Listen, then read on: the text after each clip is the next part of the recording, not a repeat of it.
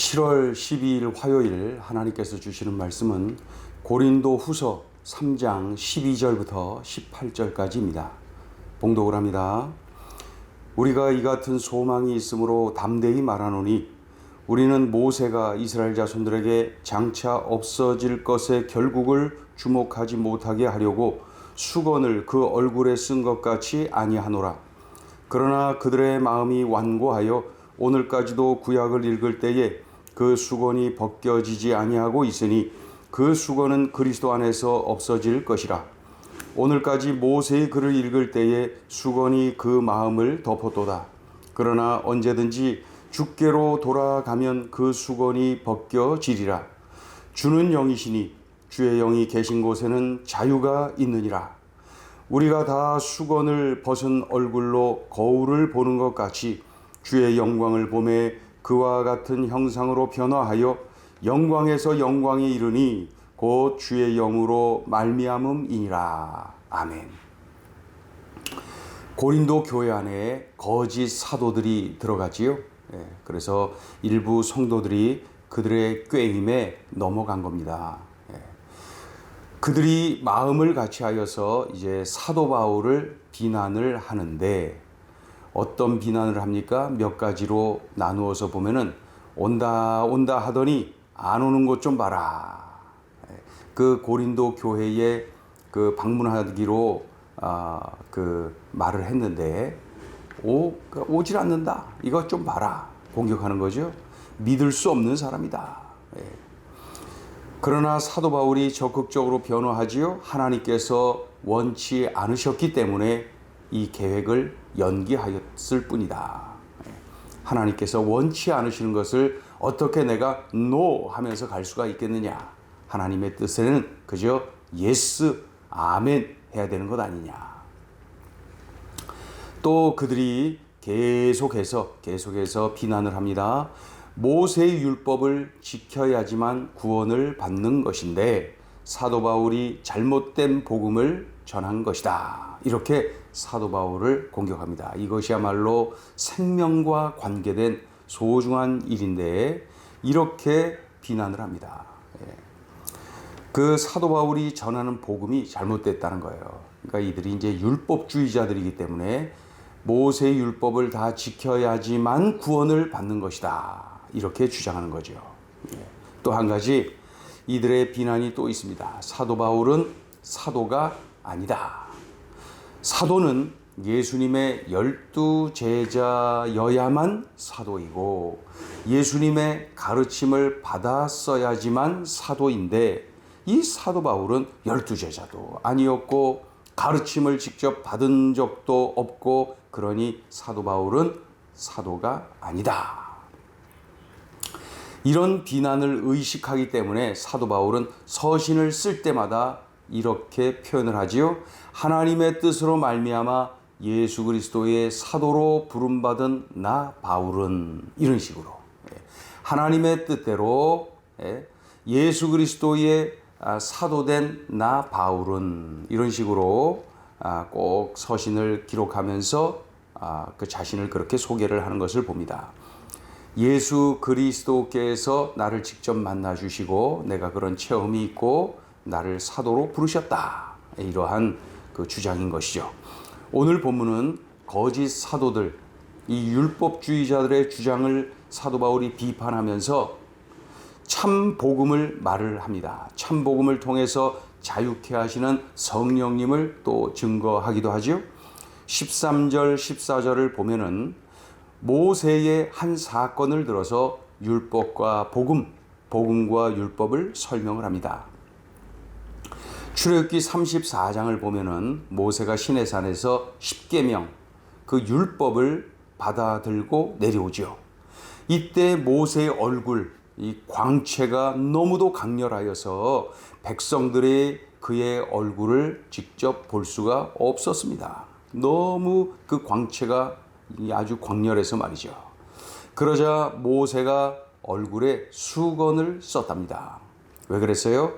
백성들이 그 모세 얼굴에서 광채가 나는 거 하나님을 만나고 오랫동안 하나님을 만나고 오더니 그 모세 얼굴에 광채가 나는 것을 보고 백성들이 모세 자신을, 인간 모세를 하나님처럼 대할까봐, 그 광채 나는 그런 걸로 인해서 백성들을 현혹시킬까봐 이 모세가 얼굴에 수건을 썼다. 그리고 단지 음성만 들려주었다는 거예요. 예. 이러한 사건이 있었는데 이것을 사도 바울이 이렇게 해석을 합니다. 율법은 그리스도가 오시기까지요, 그리스도가 오시면 목적을 다하는 것이다. 그럼에도 율법을 절대시하고 율법 자체를 숭배하는 것은 안 된다. 그건 시야말로 잘못된 것이다. 모세가 수건으로 자신의 얼굴을 가린 것은 일시적인 자신의 광채, 영광이 영원한 하나님의 영광을 가리면은 안 되기 때문에 수건으로 얼굴을 가린 것이다. 일시적인 율법, 죄를 깨닫게 하는 율법, 그것으로 행여나 영원히 자유케 하는 참 복음이신 예수 그리스도를 가리면 안 되기 때문에 오늘 말씀을 우리들이 잘 적용해야 된다. 우리 13절 읽어보죠. 13절. 우리는 모세가 이스라엘 자손들에게 장차 없어질 것에 결국을 주목하지 못하게 하려고 수건을 그 얼굴에 쓴 것 같이 아니하노라. 그러한 내용이죠. 그런데 이 사실을 깨닫지 못하고 일시적인 모세의 광채, 일시적인 율법에 사로잡혀서 참 복음이신 예수 그리스도를 만나지 못하고 있구나. 그들이 이제 책망하는 거죠. 너희들이 속히 그 수건을 벗어버려야 된다. 예수 그리스도를 만나게 되면 그 수건이 벗겨질 것이다. 예수께로 돌아오면 그 수건을 벗을 수가 있다. 자, 읽어보죠. 14절부터 16절까지. 그러나 그들의 마음이 완고하여 오늘까지도 구약을 읽을 때에 그 수건이 벗겨지지 아니하고 있으니 그 수건은 그리스도 안에서 없어질 것이라. 오늘까지 모세의 글을 읽을 때에 수건이 그 마음을 읽어 덮었도다. 그러나 언제든지 주께로 돌아가면 그 수건이 벗겨지리라. 예. 그래서 일시적인 모세의 광채, 일시적인 율법에 사로잡혀서 영원한 참 복음이신 예수 그리스도를 만나지 못하고 있구나. 예. 그러한 내용, 책망의 내용이죠. 그러면서 17절, 18절을 보면은 이 모든 것을 도와주시는 분 성령님, 예수님의 영, 주의 영을 소개합니다. 율법을 지키지 못하여서 죄책감에 사로잡힌 성도들, 예수 그리스도를 영접하여 죄산받고 영생을 얻도록 도와주시는 분, 그분이 바로 주의 영 성령님이시다. 주님의 형상으로 점점 성화되어서 주님의 영광을 드러내는 영광스러운 삶을 살도록 도와주시는 분, 주의 영 성령님이시다. 이렇게 성령님을 증언하지요. 자, 17절, 8절 읽어봐요. 주의 영이시니 주는 영이시니 주의 영이 계신 곳에는 자유가 있느니라. 우리가 다 수건을 벗은 얼굴로 거울을 보는 것 같이 주의 영광을 보매 그와 같은 형상으로 변화하여 영광에서 영광에 이르니 곧 주의 영으로 말미암음이라. 아멘. 자, 오늘 주시는 메시지입니다. 첫째, 율법은 죄를 깨닫게 만드는 거울이다. 율법이 거울이라고 강조합니다. 지금 고린도 교회에 거짓 사도들의 꾀임에 넘어간 그 일부 성도들이 율법주의에 빠졌습니다. 율법을 지켜야지만 구원을 받는 것이다 라고 믿고 있는 거예요. 그러니까 우리의 죄를 대신 지시고 십자가에 달려 죽어주신 예수님의 은혜, 예수님의 사랑은 다 망각해버리고 인간의 노력, 인간의 수고, 인간의 공로로 구원을 받는 것이다. 이렇게 주장하는 거죠. 이게 바로 율법주의자들입니다. 사도 바울은 오늘 본문뿐만 아니라 여러 곳에서 지속적으로 강조하는 거, 이 율법과 복음의 관계를 말이죠. 그 중에 가장 결정적인 그 표현이 율법은 내가 죄인임을 깨닫게 만드는 거울이다. 거울이다. 거울을 보면은 내 얼굴에 뭐가 묻었는지 안 묻었는지를 알 수가 있듯이 율법 그 십계명을 비롯한 그 율법을 이렇게 들여다보면은 내가 이 말씀을 지키지 못했구나. 내가 이 말씀대로 살지를 못했구나 하면서 나의 허물, 나의 죄를 발견하게 되는 것이죠. 그래서 율법은 거울이, 율법은 나의 영혼, 내 삶을 비춰주는 거울. 나의 죄를 깨닫게 만드는 거울이에요. 사도 바울은 오늘 본문뿐만 아니라 여러 곳에서 계속 강조하는 거예요. 율법은 거울이다. 내가 죄인임을 깨닫게 만드는 거울이다. 그러나 나의 죄를 씻어주지는 못한다. 거울을 쳐다보면 내 얼굴에 뭐가 묻은 것을 깨닫게는 해주는데 거울이 씻어줍니까? 거울이 해결해 줍니까? 아니죠. 율법이 거울이에요. 율법은 내가 죄인임을 깨닫게는 하지만 그 죄를 해결해 주지는 못해요. 그게 율법이에요. 그래서 나의 죄를 씻기는 오직 예수 그리스도의 보혈, 예수님의 보혈로 나의 죄를 씻어 죄 사함 받고 구원을 받도록 해주시는 것이죠. 그래서 예수 그리스도께서 나의 구주가 되어주시고, 이것이 바로 복음이다. 율법은 중요합니다. 율법은 참 귀합니다. 내가 죄인임을 깨닫게 만드니 말이죠. 율법이 없다면 이것이 죄인지 내가 죄를 범했는지 아닌지 그것도 구분 못해요. 그러나 율법이 있기에, 하나님이 율법을 주셨기에 우리들은 죄를 깨닫게도 되고 내가 죄인임을 알게도 되고, 이 율법이 참 중요합니다. 율법이 귀합니다. 내가 지키지 못한 죄인이구나. 내가 그렇게 살지 못한 죄인이구나. 이것을 깨닫게 되죠. 그러나 이 율법이 나의 죄를 씻어주지는 못한다. 거울이 거울.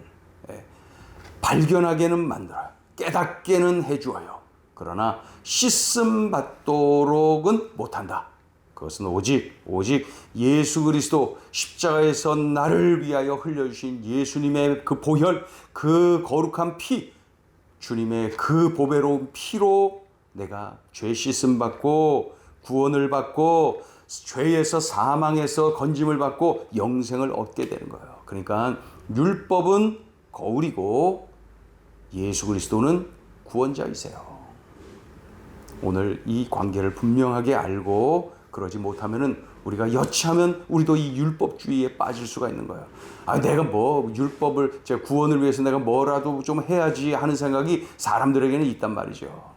그렇게 되면은 예수 그리스도의 십자가의 죽으심은 다 헛된 것이 되고 마는 것이죠. 그래서 구원을 얻을 만한 다른 이름 없다. 구원을 얻을 만한 다른 방편도 없다. 오직 예수만이 나의 구원자이시다. 오직 예수님의 보혈만이 나의 죄를 씻어 주시고 나를 죄에서 사망에서 건져 주시고 영생으로 인도하신다. 오늘 주신 말씀을 명심하고 붙잡고 있을 때 구원의 확신이 견고하고 또 율법주의와 같은 이러한 속삭임에 넘어가지 않는 것입니다. 율법은 죄를 깨닫게 만드는 거울이고 구원은 오직 예수 그리스도로 말미암음이니라. 꼭 기억해야 되겠습니다. 자, 둘째 주시는 메시지입니다. 성령 받기를 갈망하라.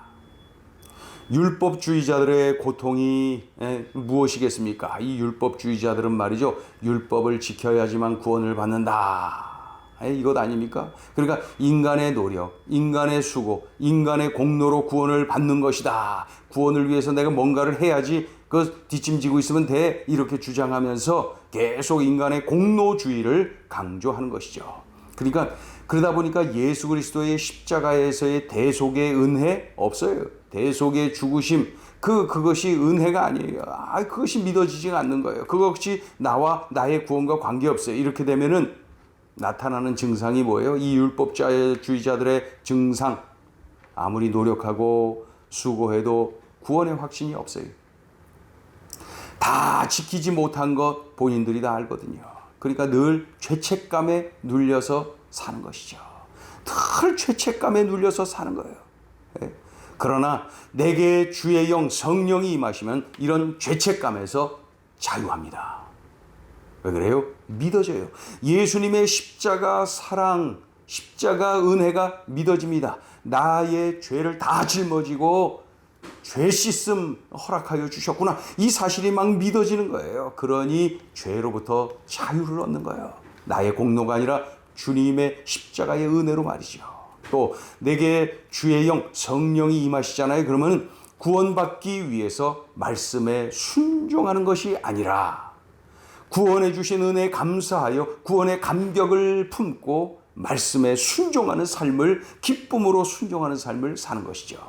그래서 기뻐요. 하나님 말씀을 더 순종하고 싶고 하나님 말씀을 더 지키고 싶고 그런 것이죠. 또 한 가지, 내게 주의 영 성령이 임하시잖아요. 그러면 계속 예수 그리스도를 닮아갑니다. 계속 성화되어 가는 거예요. 예수님 닮아가는 거예요. 성화되어 가는 거예요.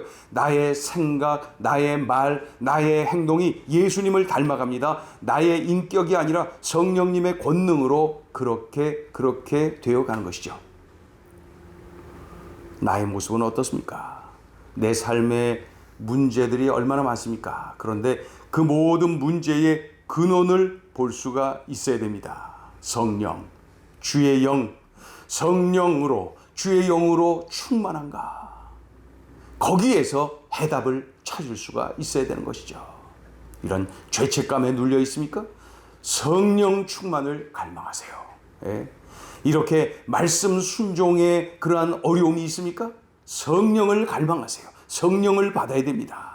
그리고 내가 예수님을 닮아가고 그리스도의 향기를 풍기지 못합니까? 성령을 갈망하세요. 성령으로 충만하면 됩니다. 나의 힘으로, 인격으로는 안 됩니다. 오직 성령의 권능에 사로잡힐 때 이러한 삶이 가능한 것이죠. 오늘 주신 기도 제목 명심하고 성령 받기를 갈망하라. 이렇게 살아내야 됩니다. 기도하겠습니다. 하나님 아버지, 은총을 감사합니다. 고맙습니다. 오늘 들려주신 말씀이 귀하고 귀합니다. 이 말씀 명심하고 살아내게 도와주시고 우리들의 삶 속에 주님의 은혜가 흘러넘치고 내가 주님의 은혜 받은 자임을 고백하며 주님의 은혜에 감사 감격하며 주님 그 말씀에 순종하며 살아가는 하나님의 자녀들 삼아 주시옵소서. 늘 성령으로 충만하여서 구원의 확신, 구원의 감격으로 흘러넘치게 도와주시고 성령의 권능에 이끌림 받아서 주님의 말씀에 순종하기를 기쁨으로 누리는 우리의 삶이 되게 하여 주시옵소서.